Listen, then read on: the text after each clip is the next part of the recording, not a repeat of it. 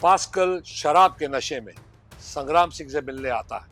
Pascal पहले दारू की भट्टी चलाता था और इस सिलसिले में कोई 2-4 बार हवालात की हवा भी खा चुका है।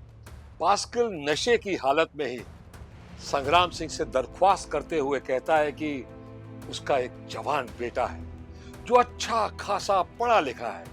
वो अगर उसे पुलिस फोर्स में भर्ती करवाने में कुछ मदद करेंगे तो वो उनका एहसान जिंदगी भर याद रखेगा। वो ये भी कहता है कि क्योंकि उसके पास कोई सिफारिश नहीं और बिना सिफारिश के ये काम होते ही नहीं, इसीलिए वो उनकी मदद लेने आया है। कुछ वजह उसका अपना पास भी है जो इस अच्छे काम में रोड़े अटका रहा है।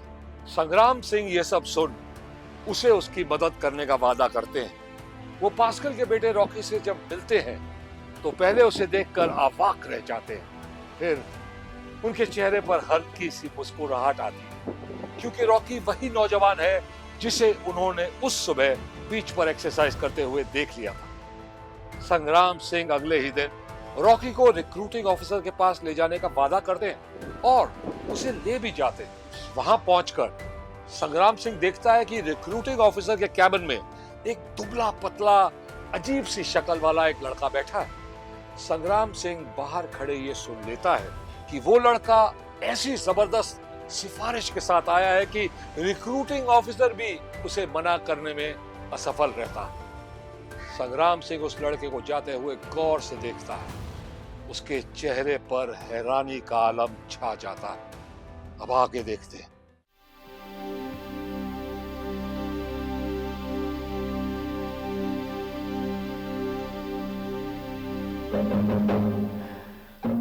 सर, आप सर आइए ना, आइए सर, बैठिए प्लीज। नहीं अमर, डिसिप्लिन इज डिसिप्लिन। तुम बैठो। नहीं सर, ऐसे कैसे हो सकता है? आप प्लीज बैठिए। ये ऐसे हो सकता है। सर आप। मैं भी बैठता हूं। आइए प्लीज। सर क्या पियेंगे? ठंडा, चाय, कॉफी? कुछ नहीं। तुम ड्यूटी पर हो, कानून का वक्त जाया मत करो। सर आप रिटायर होने के बाद भी बिल्कुल नहीं बदले। अमर, हालात के मुताबिक झूठ बदलता है, सच नहीं। Yes sir. अमर, ये जो लड़का अभी भी यहां से गया है, ये पुलिसमैन बनेगा? जी सर। इतना दुबला पतला सिंगल पसली पुलिस की ड्यूटी कर सकता है? ये तो दंगा फसाद देखकर गश खाकर गिर पड़ेगा। जो अपनी लाश का वजन नहीं उठा सकता, वो जिम्मेदारी का वजन कैसे उठाएगा? सर आप तो तजुर्बेकार हैं। अब इस मुल्क का इंतजाम किसके कब्जे में है, कौन कैसे चलाता है, सर ये तो आप बहुत अच्छी तरह से जानते हैं। और फिर ये जमीन के खुदा का भेजा हुआ लड़का है सर इसे हम तो क्या शैतान भी रद्द नहीं कर सकता। तंदुरुस्त और लायक लड़कों को रद्द कर सकते हो? मजबूरी कराती है सर हमें तो सर्टेन कोटा भरना होता है। यहां तो सर एक से एक धुरंधर लेटर ऑफ रिकमेंडेशन लेकर आते हैं। सर हमारी तो यस की फॉर्मेलिटी रह जाती है बस। मैं जिंदगी भर इसी भ्रष्टाचार की मुखालिफत करता आया हूं। बाकी जिंदगी भी यही करते रहे तो कोई फर्क नहीं पड़ने वाला सर। गुस्ताखी माफ सर। कैसा वातावरण हो गया। अब सर ये सब आपको बताना तो सूरज को चिराग दिखाने वाली बात है। मैं ये जानना चाहता हूं कि रॉकी पास्कल को किस बिना पर रिजेक्ट किया गया है। रॉकी पास्कल कौन है सर? तुम्हारी फाइलों की इस ढेर के सबसे नीचे उसकी एप्लीकेशन की फाइल होगी, निकालो उसे। जी।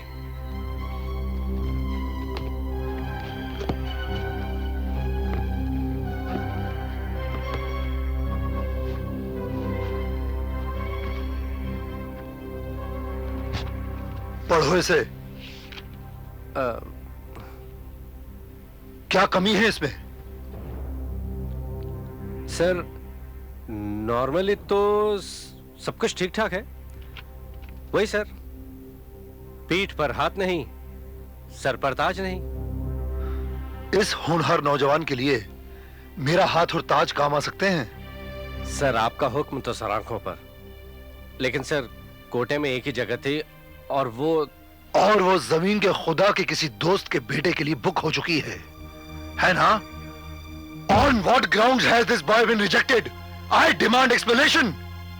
सर ये सब मेरे हाथ में नहीं है, आप सीनियर अथॉरिटी से बात कीजिए। तुम्हारा सीनियर कहां है? साथ वाले कमरे में।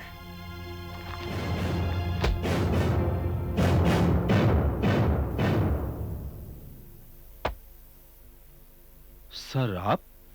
इस लड़के को किस बेसिस पर पुलिस में भर्ती होने से रिजेक्ट किया गया है?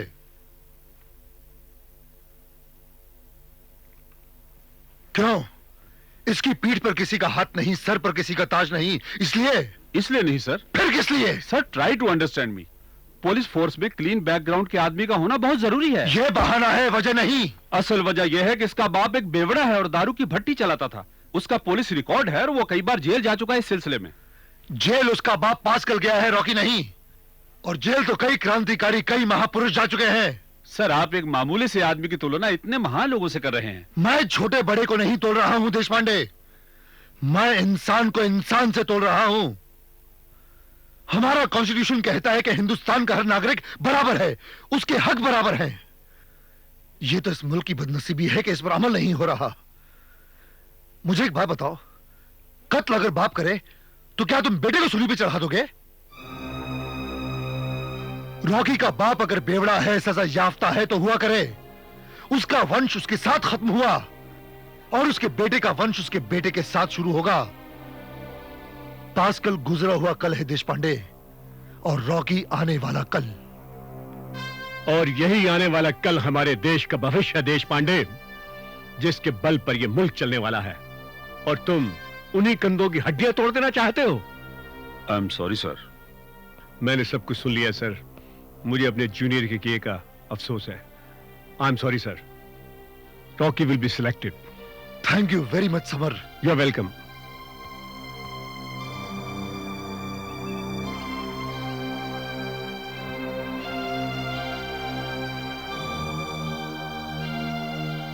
Congratulations, you have been selected. Thank you sir, thank you sir. मैं आपका यह एहसान जिंदगी भर नहीं भूलूंगा। नहीं बेटे, तुमसे ज्यादा हमारे पुलिस डिपार्टमेंट को तुम जैसे होनहार नौजवानों की जरूरत है। एक बात याद रखना बेटे। जी sir. As a police officer जान चली जाए मगर ईमान न जाए। I promise you sir. God bless you. Thank you sir.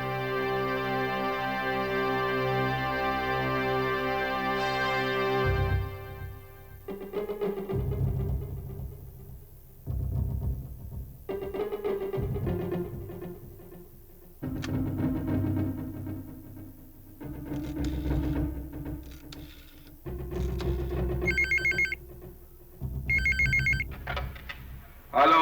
हाँ जी, कौन बोल रहे हैं? लाखन भाई, मैं इंस्पेक्टर अमर बोल रहा हूँ। अरे भाई, हम आज ही एक लड़के को पुलिस में भर्ती के लिए आपके पास भेजा और आज ही मिठाई के डब्बे के लिए आपका टेलीफोन। इतना सुपरफास्ट सर्विस। ये बात नहीं है लाखन भाई, बात दरअसल दूसरी है। मैं जमीन के खुदा के भेजे हुए बंदे को पुलिस में भर्ती नहीं करवा सका। आप क्या इस बकने का अर्थ जानते हैं? मैं बहुत अच्छी तरह से जानता हूं, मगर मैं बहुत मजबूर था। वो हुआ यूं कि ऐन वक्त पर हमारे एक्स पुलिस कमिश्नर संग्राम सिंह ने आकर मेरा गेम खराब कर दिया। संग्राम सिंह? अरे भाई, वो तो रिटायर हो गए हैं ना जी। अब तो वो एक आम आदमी है। अब मेरी बात समझने की कोशिश क्यों नहीं कर रहे लाख? फिर भी आप अपने कुर्सी का पावर नहीं ना दिखा सके। मैं मजबूर था, मेरे ऊपर और भी पुलिस अफसर है और हमारे पुलिस कमिश्नर ने संग्राम सिंह के आदमी को पुलिस में भर्ती कर लिया है। नहीं, ये बात तो हमारी समझ में तो आ गई, पर ये बात जब भाई जी की समझ में ना आएगी तब जानते हैं ना क्या होगा। तभी तो मैंने आपको फोन किया है। देखिए, मेरी वर्दी और कुर्सी आपके हाथ में लाखन भाई, आप प्लीज कुछ कीजिए। हम क्या कर सकता हूं, देखता हूं।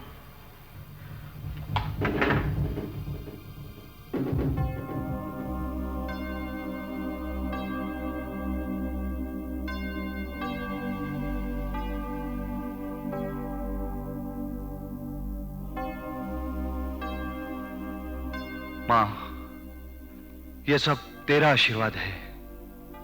जो मुझे पुलिस में भर्ती होने का मौका मिला। मुझे पैदा करके मेरी मां तो तेरे शरण में चली गई,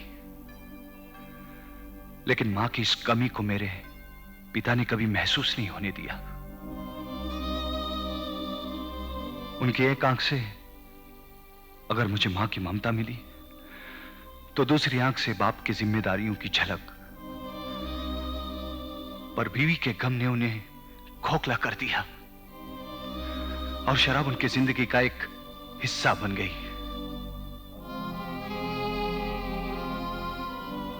लेकिन मैं जानता हूं मां, जिस दिन मैं अपने मकसद में कामयाब हो गया, वो शराब को छुएंगे तक नहीं।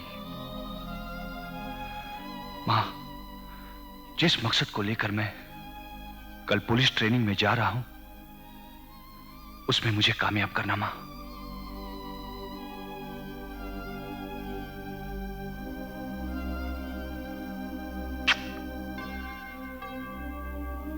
डैडी,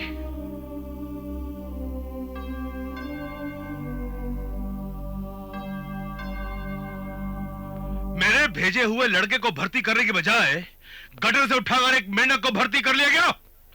क्या वो रिक्रूटिंग ऑफिसर का बच्चा ये नहीं जानता कि मैं कौन हूं? समझाया था? ये नहीं समझाया होगा तुमने कि अगर मैं उसे ऑफिसर बना सकता हूं, तो उसे ऑफिसर से हवलदार भी बना सकता हूं। ईंट से ईंट बजा दूंगा पुलिस डिपार्टमेंट की। किंग मेकर हूं मैं, किंग मेकर। ये भी समझाया था सर, ये भी समझाया था। तो कहने लगा कि इस बार किसी किंग ब्रेकर से पाला पड़ गया है, सो हम मजबूर हूं। कौन है ये? कौन है ये किंग ब्रेकर जिसके दिन भर गए हैं? मैं पूछता हूं, कौन है ये? सर ये वही है सर, रिटायर्ड पुलिस कमिश्नर संग्राम सिंह। ये उसी का करतूत है। संग्राम सिंह? तो वो अभी तक अपने आप को शेर समझता है, लेकिन उसे ये नहीं मालूम कि जंगल में शेर का बाप भी होता है, बब्बर शेर। और मैं वो बब्बर शेर हूं जिसने पुलिस डिपार्टमेंट के अलावा हर महकमे में आदमी रखे हुए हैं।